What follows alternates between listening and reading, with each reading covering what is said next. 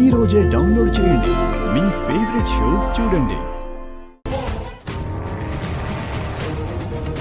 వీటికి లెక్కలు బిల్స్ ఉన్నాయా సార్? అన్నీ ఉన్నాయండి.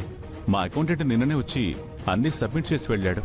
వాటిని నేను జాగ్రత్తగానే పెట్టాను సార్, కానీ అవి ఏమయ్యాయో తెలియడం లేదు. జాగ్రత్తగా పెట్టినవన్నీ ఎలా పోతాయి?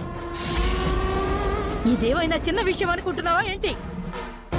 ఈ చెక్స్ లో ఉంది మీ సంతకమేనా?